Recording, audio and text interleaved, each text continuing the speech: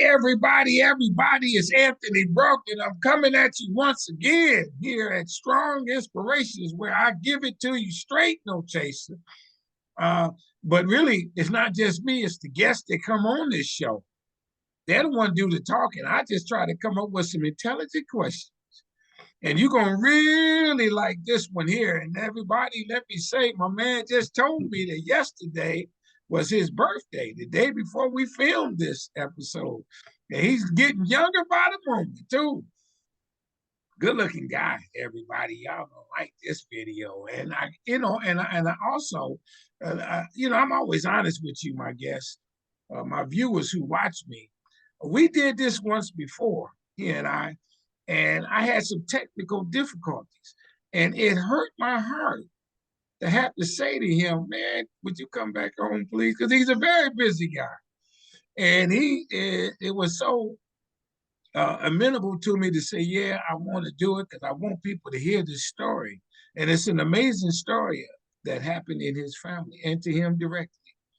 So hit the subscribe button on Strong Inspirations, where, you're getting this good content free of charge. And this is my way of keeping Black history alive. I'm a better person for doing Strong Inspirations. Hit the like button on this video. There is no love button, but you're going to love this a lot. Hit the notification bell so that you get notified, let's say. Maybe a ding, a shock, a smoke signal, or something. Lights flicker to let you know there's new content on Strong Inspirations. And tell somebody about us, would you please? Don't keep it to yourself. No, don't do that. Let people know. You educators or educators, let them watch it in their classroom. They can move the cursor and get to the main point as they so see fit. All right, because we're longer than usually a classroom time. But in any event, let the kids hear these stories too. And they're all true stories. I mean, there's no fabrication in what these people say. All right. A couple housekeeping tips. Well, first of all, this is kind of lead into what the gentleman is going to talk about. Did you see the video I did with the son of the NBA's first Black player? Guy by the name of Earl Lloyd. A lot of people don't know that. They talk about Jackie Robinson in baseball, but there was an Earl Lloyd and a couple other players who were actually drafted the same year, but Earl was the first to hit on the floor and play in the game. And he actually became a coach with the Detroit Pistons later in his career, which I know that because I'm in Detroit. And so I have his son on the channel. I have the great grandson of Josh Gibson on the channel. I have a couple of gentlemen that talk about the history of motor car racing with Black people. I got a video with the historian, curator of the Louisville Downs, Kentucky Derby racetrack. And one of the things that I don't know, maybe people don't know, that some of the most celebrated jockeys are Black guys. Because back in the day, it was the Black guys running the horses. And there's a museum at the fairgrounds in Kentucky that they talk about that. So watch that video. A couple housekeeping tips. I'm a filmmaker. This is my film, Business in the Black, The Rise of Black Business in America. It is streaming on Amazon. Do watch this. I've written this book titled Black Business Book. It is good.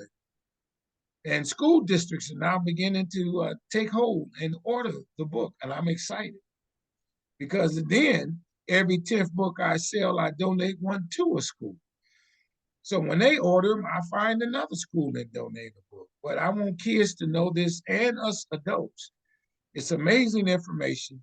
This is also available on Amazon and my website, businessintheblack.net. And then I have this book, a children's book, also on my website only at this point, about 30 rich Black people who lived in the 1800s. I'm giving it to you, my friends, and I call it good Black history. Now, you hear me use this term strong a lot.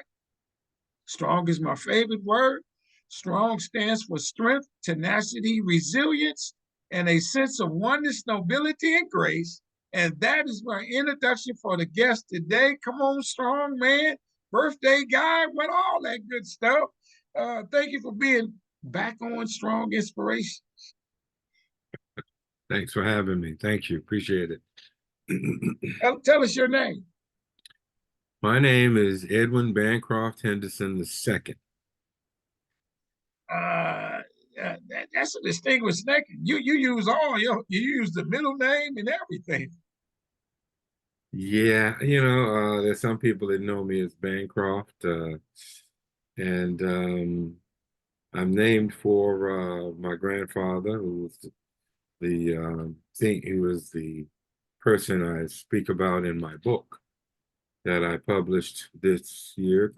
Came out in February, and I'm busy promoting the book. The NBA is helping me to promote the book. Oh, excellent. I was up at the Basketball Hall of Fame this past weekend. My grandfather was inducted into the Hall of Fame in 2013, so 11 years ago. But this is what happened in 1904. Okay, we're gonna go before we go to that. You know what I like to do. Yeah. Get just let the audience get to know you personally just a little bit. Where were you born and raised? I was born in Tuskegee, Alabama. My father was the director of the George Washington Carver Research Foundation. My mother was a professor of early childhood education.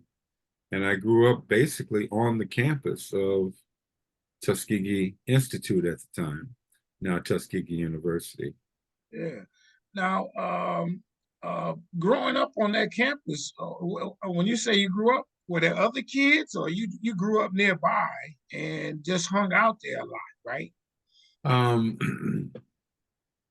I didn't live on campus, but being that my parents were both employed by the university, um, I went to the laboratory school on campus, and I went to all of the cultural and sporting events which took place on campus and took advantage of all of the facilities that were available to the students at the university.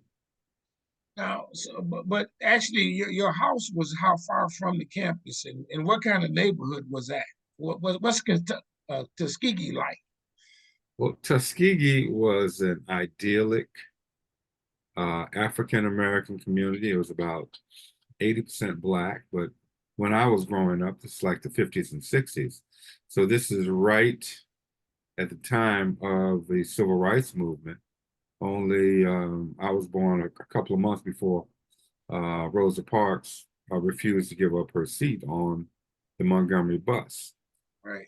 But in Tuskegee, we were in a cocoon, so to speak, in a very rich African American cultural environment because of people like Booker T. Washington, George Washington Carver, Tuskegee Airmen, and many of the best and the brightest, which Booker T brought to the university to teach.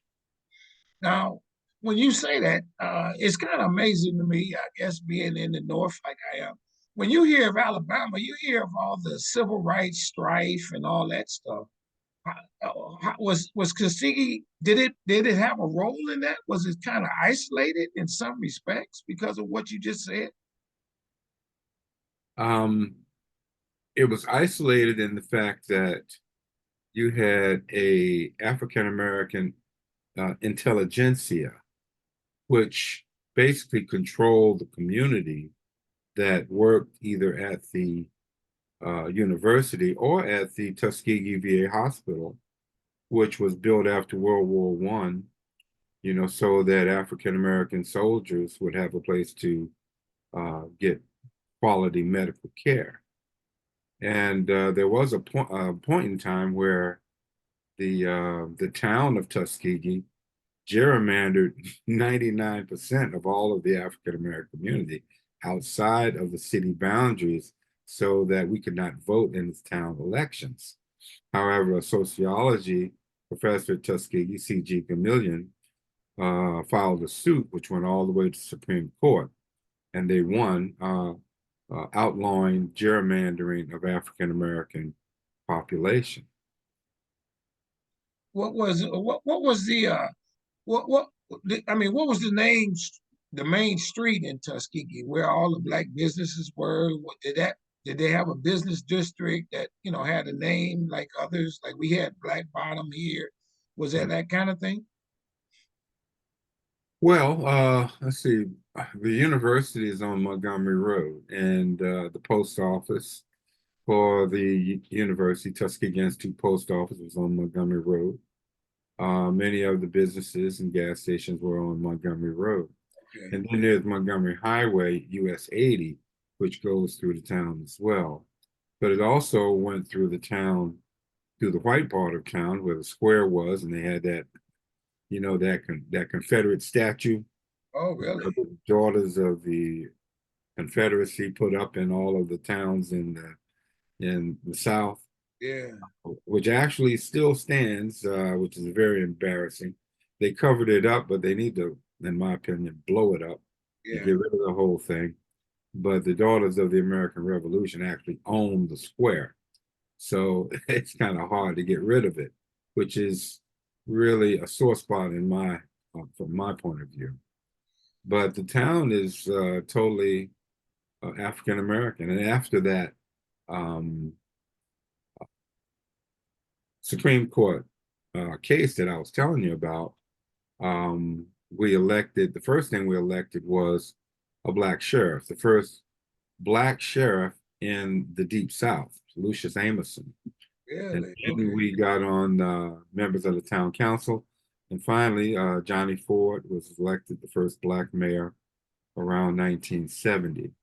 Oh, And we okay. basically controlled, the businesses and the government of Tuskegee after that point. My sister was involved in integrating the white high school, the Tuskegee Public High School. And that was around 1964, 65. Did she And face all of the racism and so on and so forth? They did what they could so that she would leave the school, yeah, as any of soon that as kind they, of thing? as soon as they, the first day of school, the 12 black students came in, and all the white students went across the street and formed a private academy. And of course, there were scholarships for those that couldn't afford to go. And then on my sister's birthday, George Wallace ordered the state troopers to close the school down because they had, all of the teachers and administrators and only 12 students. And then they were shipped out to several other um, uh, schools in the county that were white also, like in Notasulga and in Shorter. And there was one of the parents that used to follow behind the bus to make sure it got there okay. I'm sure he had his shotgun or something. Yeah, He was really. there to protect his daughter and those other 12 students. But as you said, that this, was a predominantly black community. Blacks were really rising up, so on and so forth. Did you run into white people, and were they still trying to exercise the other than what you just talked about there in the school, the racist attitudes and so on and so forth? Did you feel that tension? I know it's later in the years, compared to the earlier days, but did you From feel time that, or to did your time, parents feel that? from time to time, yes. And when we used to travel, see, both of my parents from the Washington, D.C. area. And every summer we would come up here because my mother had a home on the Chesapeake Bay that she inherited from her grandfather. So traveling throughout the South, when we traveled, we might have encompassed, and our parents tried to shield us from that as much as possible. I mean, I remember my mother saying that, oh, when we go on our trip, we're going to have a picnic and then we're going to stay at the Webb's house in Greensboro on the way up. And that's because, we may not have been able to get something to eat on the road. We may Yeah, not have been able to get a place to stay overnight on the road, you know. And you know, our parents were cognizant of these atrocities, and they tried to shield us and protect us as Yeah, much as sure, possible. sure. You know, but we our community provided all of the things that we needed. I mean, they provided, we had businesses, we had uh, supermarkets, we had clothing stores, um, you know, all Awesome. the, you know, and the other thing about Tuskegee is that when Booker T. Washington created the university, he had railroad tracks that came right up into the university that brought cars of coal on the train cars.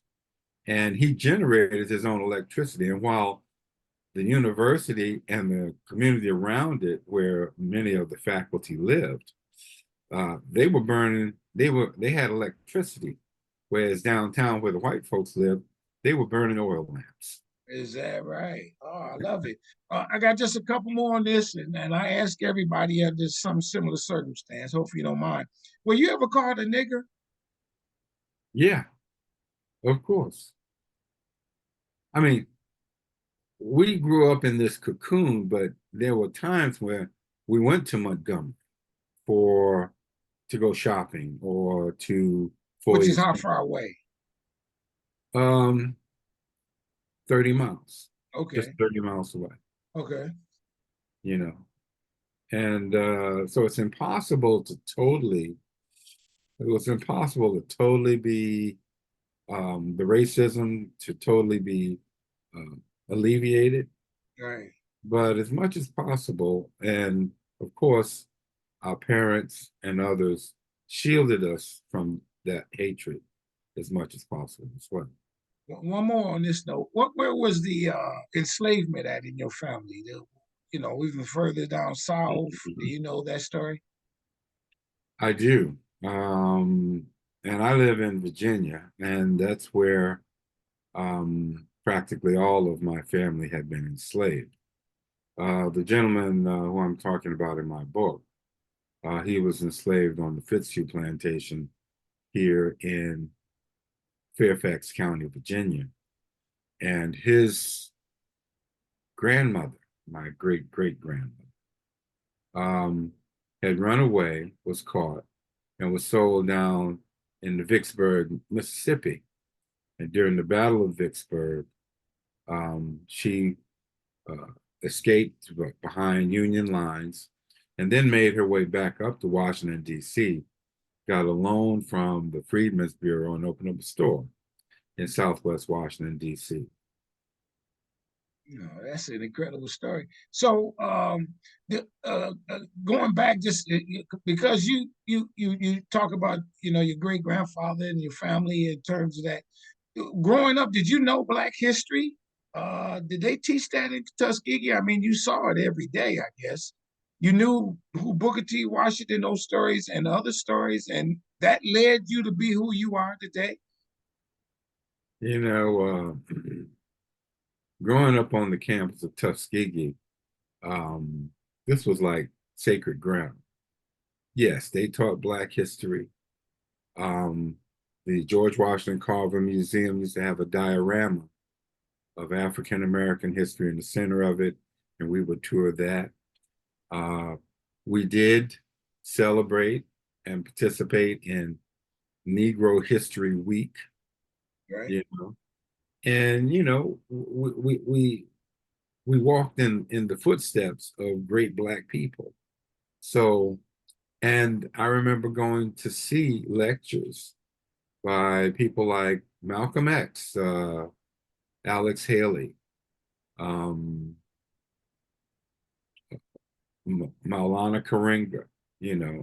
and people like that. I also remember going to see symphonies, Andre Watt. I remember seeing, what is it, Porgy and Bess Right. on the stage there at Logan Hall, which was our real cultural center on campus. And I remember going to what would have been our March Madness, where all of the Black colleges came for a tournament to play basketball in March there on campus.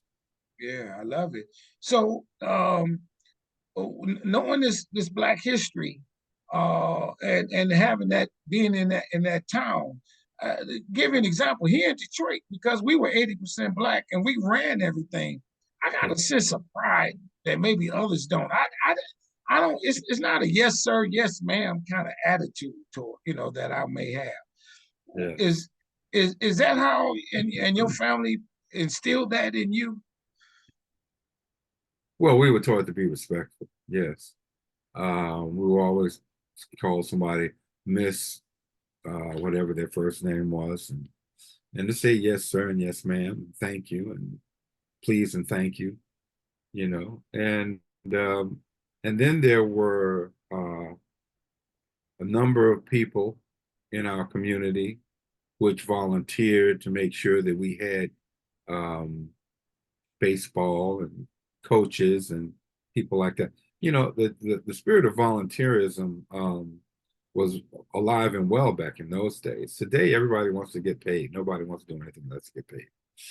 You can't run a community like that. And I just wish that, more people would contribute to making their community better, because that's what the 50s and 60s were for African Americans. During the era of segregation, mind you. Yeah. We knew that if we were going to have it, we had to make it, and people were, happy to contribute their time and effort in order to provide for a rich social environment for children. Yeah, I love Um, it. the, So the now, so now you're an author. You've written a book. Show us the book. Do you have the book on hand? I'll show you this. This Okay, is a copy of the book here. This is that's my the cover. car. This is the book cover, and Okay, it's entitled "The Grandfather of Black Basketball: The Life and Times of Dr. E.B. Henderson." and he is who to you? It's my grandfather. Your grandfather. Yes, that's my grandfather. Well, I'm And named. okay, and so tell us a little bit of the story. What's the story about him? Okay, in 1904, he was encouraged to attend Harvard's Dudley Sargent School for Physical Training to become a physical education teacher. He was the first African American male to be certified to teach the relatively new subject at the turn of the 20th century, uh, what we know as physical education. He saw it as not only a way of getting African Americans involved in sports, but also as a public health initiative, because during the Great Migration, often African Americans were cramped into crowded, unsanitary living conditions and were susceptible to diseases such as tuberculosis and dysentery. And therefore, by um, becoming active and building your immune system, you could fight off many of these diseases. So it wasn't just a matter of promoting sports for sports' sake, but also as a public health initiative. His first summer there at the Dudley Sargent School for Physical Training, he was introduced to the sport of basketball, the fundamentals of Let me stop you there. And I want to go back because we're gonna pick up on that point. Who was he? How did he become the type of guy that could go to a Harvard school? Was he, did he have a college education at the time? What was his father telling him? How did he be this kind of guy at the beginning? well, his mother taught him to read and write at a very young age. And when they lived in Pittsburgh, he was actually uh, in first grade teaching. A teacher would pay him a quarter to read to her fourth grade students. He was the first in his, he was the oldest, but he was also the first in his family to get a college education. He graduated from the uh, Matilda Minor um, Normal School, Teachers Training School in Washington, D.C. It's an HBCU. It was started in 1851 by a Quaker woman named Matilda Minor. And there, he came into contact with a woman named Anita Turner, who was the first African American to be certified to teach physical education in the nation. She saw promise in my grandfather and knew that he was a real sportsman. He participated in sports, but there was no real sports infrastructure at the time in the Black community. And so she encouraged him to go to the Harvard summer program. Um, you had to go for 3 terms in order to be certified to teach, fully certified. And at first he couldn't go. He said he had to work, he had to make money. But she encouraged him and she helped him to pay his way by getting him a job as waiting tables in the boarding house where Dr. Dudley Sargent was living on Harvard's campus. And so I mean, there were things along the way. I gotta ask you, when I think of physical education, I don't know. I never thought you had to get an education to teach gym. You just had to make sure that the kids did getting hurt. It's more to it than that. Absolutely. And the thing about it is, like at that time, physical education uh, was a new subject. There was reading, writing, and arithmetic, right? Okay, sure.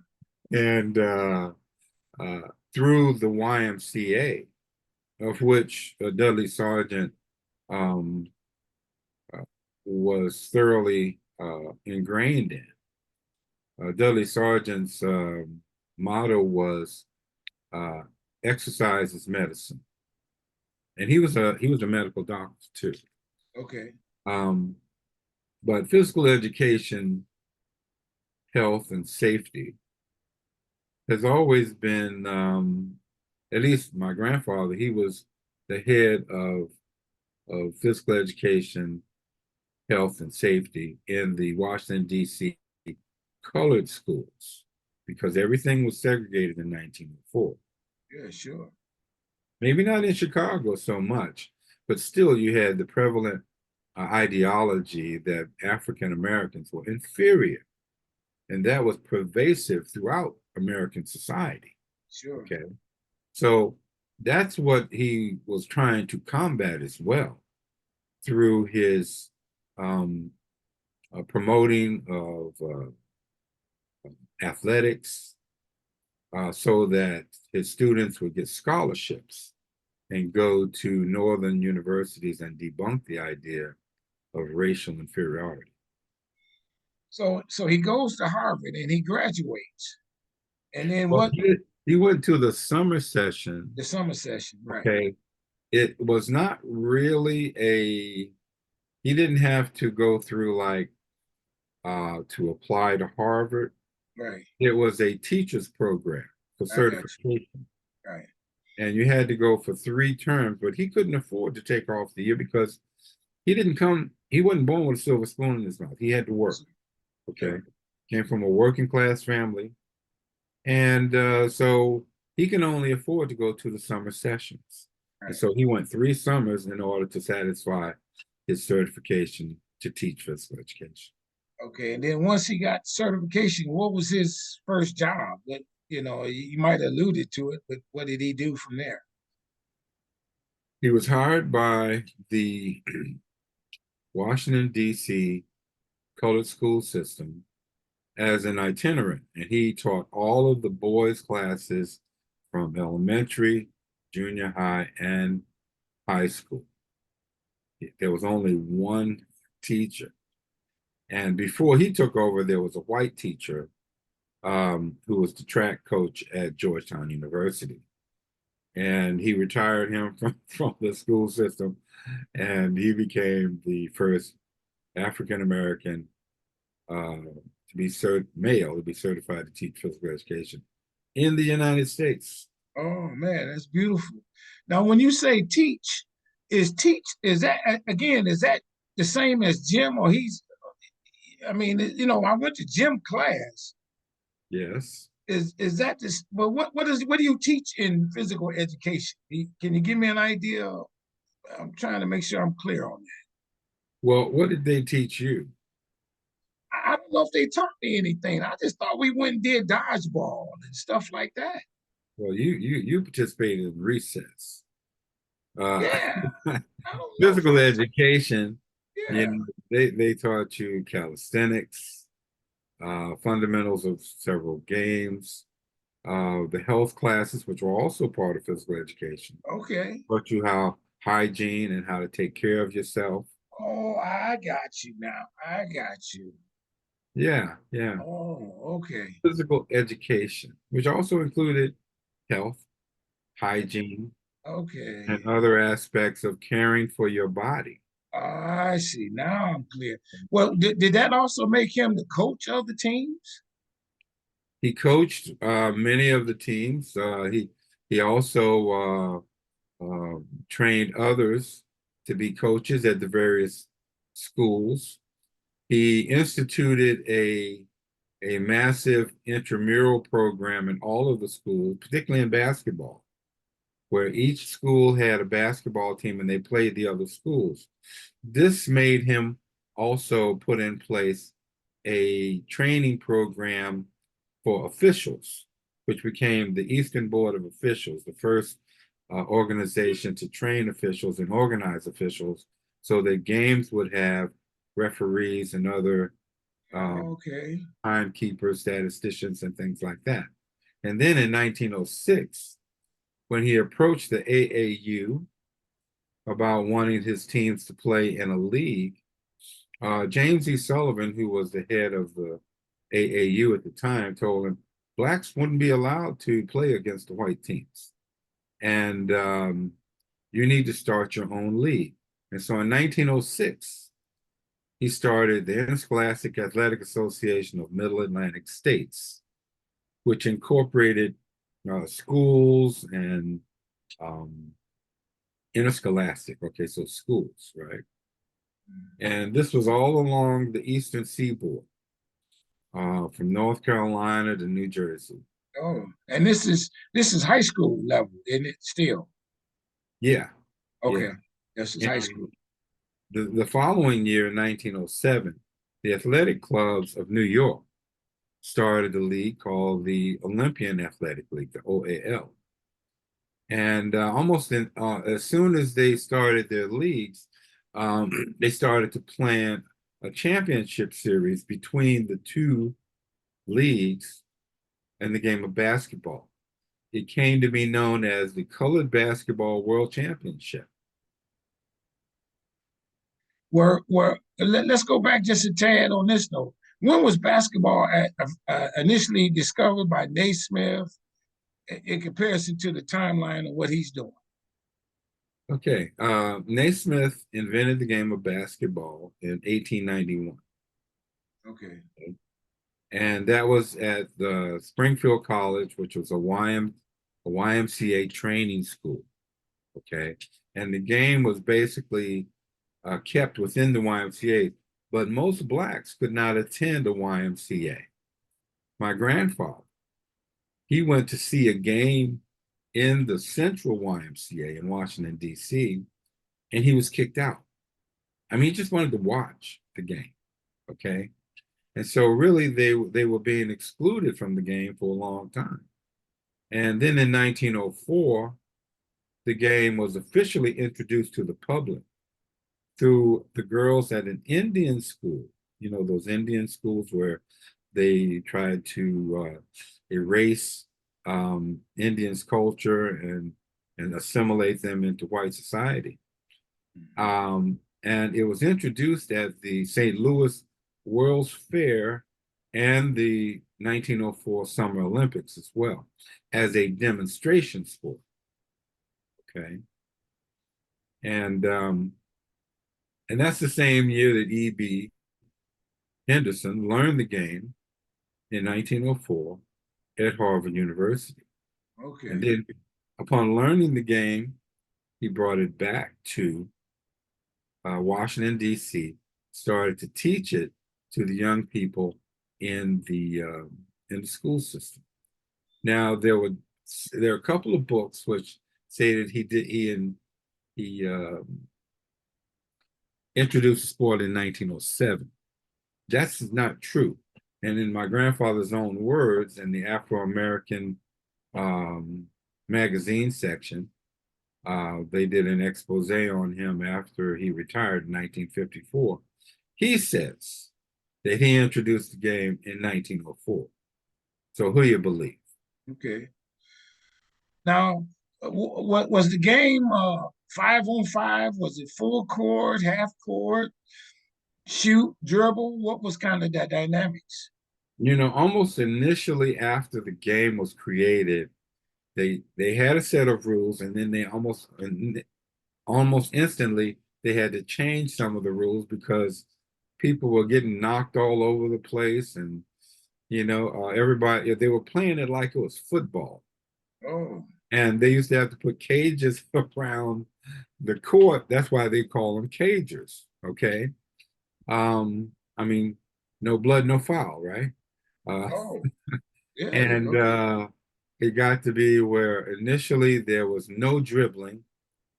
Um, you pass, pass, pass, shoot. Okay. And then they instituted dribbling, but only limited. You only dribble a couple of times and then you had to pass the ball. In the girls' game, it used to be that there were always two players in the defensive court. Okay. So you have to understand that basketball is constantly being has been evolving. You remember when there was no time clock even. yeah, right, right, Okay, you remember when Wilt Chamberlain came into the league, they instituted a rule against goaltending and widened the lane right, right, so that he wouldn't have an unfair advantage. And right. look at Abdul-Jabbar when he went into college, they outlawed the dunk shot, and that's when he developed his unstoppable sky hook. Okay, okay. And then the other thing, Will Chamberlain, they had the 3 second. You couldn't just stand in the middle of the lane and grab the ball. Right, right. That's Yeah, another, yeah. yeah, that So, was another thing. Yeah. so you have to understand that, the rules have always evolved. And when you look at, you know, every generation brings on, a whole new aspect to the game because the players of yesteryear the players of today stand on the shoulders of the players of yesteryear. Right. And that's true with just about everything. Yeah, what about everything? Sure. Yeah. Now, did he get a claim from this? I mean, was he kind of a celebrity for doing this? And because I know if they did it in high school, then from there it grew into college because the high school players went to college. What was the effect of what he did on blacks playing in college ball? Well, the first um, intercollegiate um, league was the CIAA, and that was started in 1912. And my grandfather was there at Howard University when they um, initiated, established the CIAA. And even though he didn't really have a role in collegiate basketball because he was in the public schools, um, his officiating league, the Eastern Board of Officials, would travel throughout the South to the colleges and officiate the games. My grandfather's in the CIAA Hall of Fame as an official, Oh, okay. and so and my grandfather he also wrote a handbook, a Spalding handbook, in between 1910 and 1913. And several historians, sports historians, have credited that with being the first chronicling of African American participation in athletics. And it is the first Spalding handbook that had pictures of Black athletes and Black teams in it, including HBCUs. And I have the letters from Spalding and that same guy, James E. Sullivan, who was over the AAU, he was also over the Spalding handbooks. And I have a letter from him saying that, sure, we'll be happy to print your handbook, and it won't cost you a dime. And that was because these handbooks had 20 pages of ads from Spalding sports equipment in it. So it was an advertising vehicle for them. Sure, sure. Well, as we move up the timeline, so now he's doing this. When does pro basketball start? Well, in the initial years of my grandfather in the leagues, um, the Interscholastic Athletic Association and the Olympian League, the emphasis was on amateur athletics. There was a feeling that money would ruin the sport. There was an early 1910 team, professional team, but they didn't make it. Around 1920s is when the professional basketball sports started to pick up. I mean, look at you had 1920, you had the NFL was established. 1920, the Negro Baseball League was established, Rube Foster.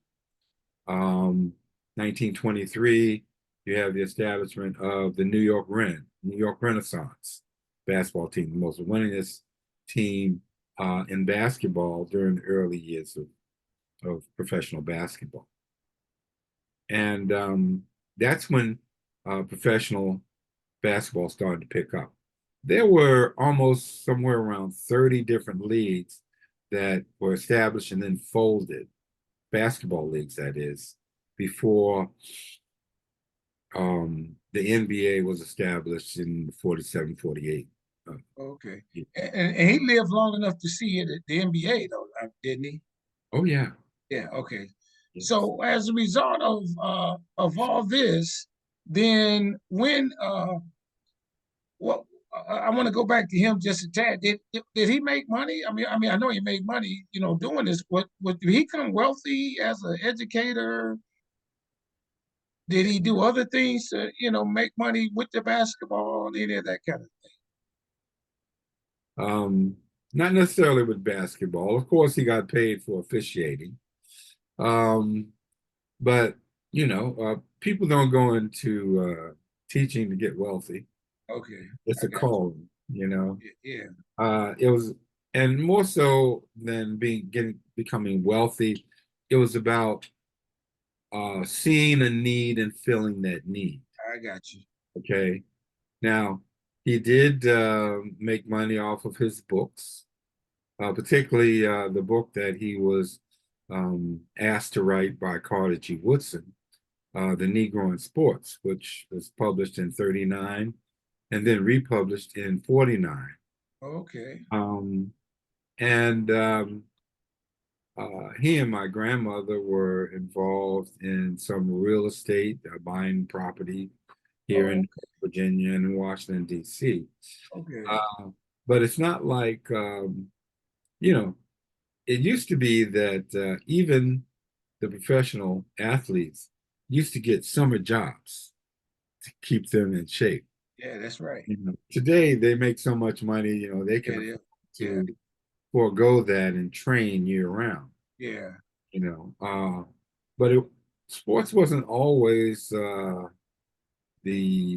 wealthiest of professions, even though in many cases, particularly with the Wrens, they made much more than, let's say, a school teacher or the average Okay, I got you. person in the workforce. Just maybe a couple more. At a basketball game, because it was new and you had these Black players, what was the acceptance of the public? Was it a big spectacle at one point, uh, even in the high school games, and then as it grew to the college games, so on and so forth? Well, when it started out, I mean, my grandfather was not only introducing the sport, he was promoting the sport. He was uh, he started a team at the 12th Street YMCA, actually before the YMCA was finished being built. In 1908, Teddy Roosevelt laid the cornerstone for the 12th Street YMCA in Washington, D.C. It wouldn't be finished until 1912, but my grandfather started the team in 1908. And part of the reason was to raise money to build the YMCA. They Yeah. started out with a matching grant from the Rockefeller Foundation. And then a couple of years later, they also received funds from uh, Julius Rosenwald, which also had a $25,000 matching grant to build YMCAs in the African American community. Oh, okay. Okay. Yeah. So now, how did you know all this? Was it spoken to you through the family over the years? You stumbled across all these documents, and what kind of documents do you have, from that time? Okay. Um, I knew basically a little bit from my grandfather himself because he lived with us in our family. He moved there in 1965 when I was 10 into our home where there was a apartment for them to live in our house. But when I inherited his home here in Falls Church, Virginia, and I moved in 1993. And when I moved in, I was rummaging through the attic and I found a box. Um, and it had the contents of his file cabinet. Mm, And that sent me on a journey to find out more over the last, I'd say, 25 years I've been working on this. oh, really? Okay. And I mean, it didn't stop there, though. I mean, I knew that my grandfather had donated a number of things to Howard University, Moreland Spingarn Research Center. Um, but I dare say that what I found in that box was as rich, if not richer, than what he had donated to Howard University. But that also, I have a degree in history from Tuskegee. Okay. And I went to the county courthouse. I went to the National Archives. I went to the Library of Virginia, and several other places where I could find something that had to do with my grandfather. And we also did a oral history project here through my organization, the Tenner Hill Heritage Foundation, in order to um, add context to the story. Okay. Okay. Okay. Uh, Biography is nothing without context. Yeah. You have to add context to the community, to the time. And I dare say that in addition to being a biography, being a history, my book is about African American history from Civil War to Civil Rights, which encompasses basically almost the time period that my grandfather lived. Oh, so it's not just about him per se. No, no. Uh, Oh, I'm an educator. I taught U.S. history in the public schools. And the thing that I was always taught was that you have to tell the backstory as much as you can tell the story. yeah. Oh, sure. You have to give people some perspective, and therefore you add context. Just like in Roots. Yeah. Uh, Yeah. I Sure. remember in Roots, Yeah. Alex Haley spoke of the Haitian Revolution. Hmm. Now, that surely didn't have anything to do with Kunta Kinte here in Virginia, Right. but it was contextual to the story of Black people in America. So that's what I tried to do with my book as well. Which leads to this question: what do you want people to get out of the book, I want and people about to, him in particular? well, number one, it's about him in particular. But number two, I'm hoping that I weaved a story that people can appreciate not only about the man, but about Black people during the time between the Civil War and civil rights or the Black Power movement. So you say he's been inducted to the Hall of Fame. What Yes. what what what's the category? What is that category? I mean, I don't know how the Hall of Fame works. There's probably players, and then there's a number of other things. Coaches, Yeah. there's players, coaches, and contributors. He's under the category of a contributor, and a contributor is basically someone that helped to promote the sport at its infancy. I Okay. got you. And that's what my grandfather did. And he helped to move African Americans from being excluded from the game to domination of the game, which was what we see today. I And got what we've seen for quite a while, actually. you. Yeah. Did he know Earl Lloyd? Did he get a chance to meet Earl Lloyd, who was the first, and the other guys who were into the Hall of? I mean, the first blacks to be drafted. I really can't say for sure.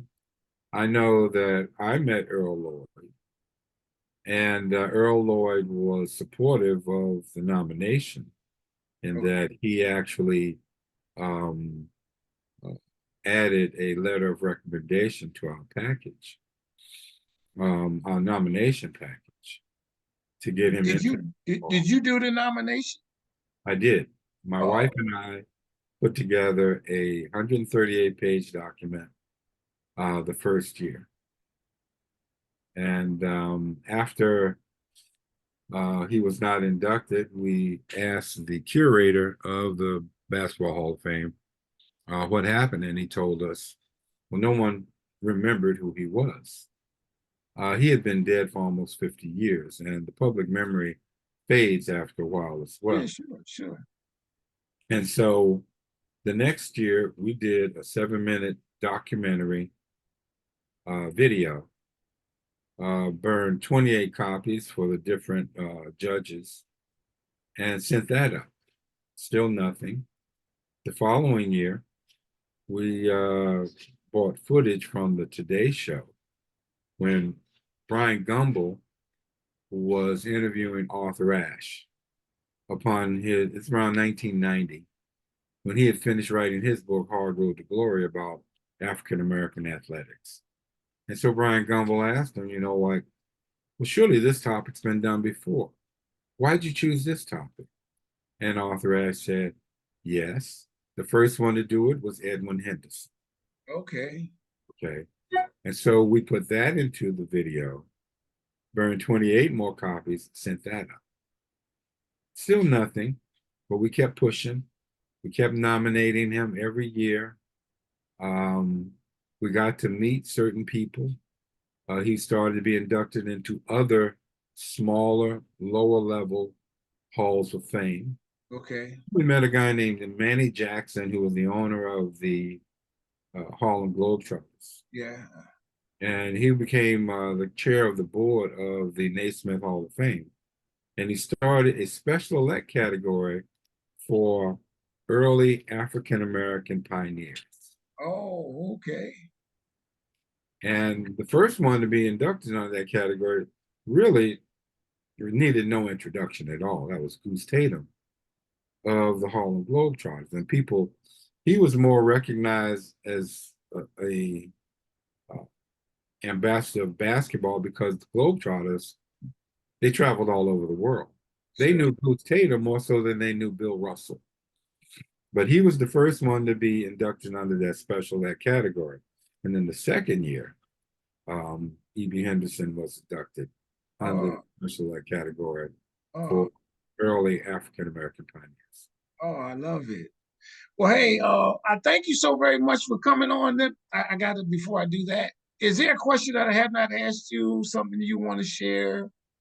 Yeah, Go ahead. I think that I want to share my website. Yes, please. Um, my website is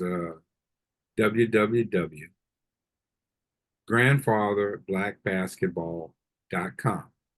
Mm. And if you go there, I have photos, I have documents, I have letters, I have the events which I have participated in. The book is available also there. And I would like to encourage people to go there Yeah, and learn more about Dr. E.B. Henderson. excellent. Well, thank you so very much for that.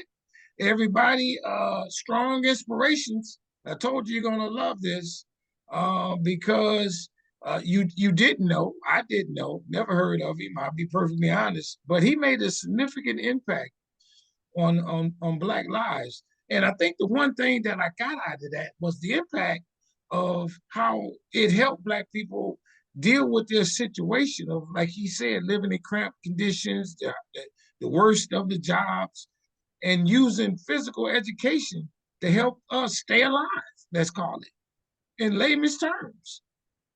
That was probably the bigger picture of him saying, let's use basketball and physical education and let me teach some of these things and be certified in doing such. It's a Yeah, beautiful thing. So I thank you so very much for coming on the show.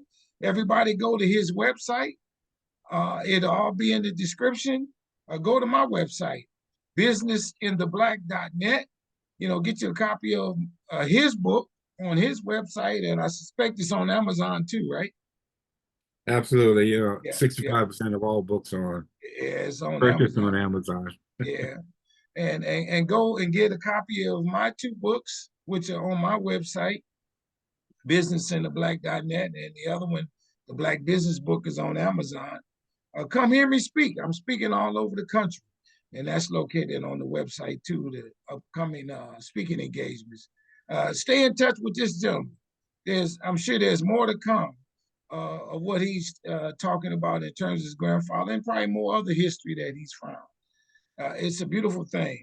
So to you, my brother, I say this, and I mean this with all sincerity. I want you to stay strong, stay safe, stay on your grind. I love what you've done. I love that you took the mantle. And you say this took years to actually to come to a completed project, right? Yeah, yeah. I mean, things take time. Patience and persistence, though, are key. There you go. Stay strong and keep staying patient and persistent. We really appreciate it. We'll stay in touch. With that, I'll say bye bye. We out.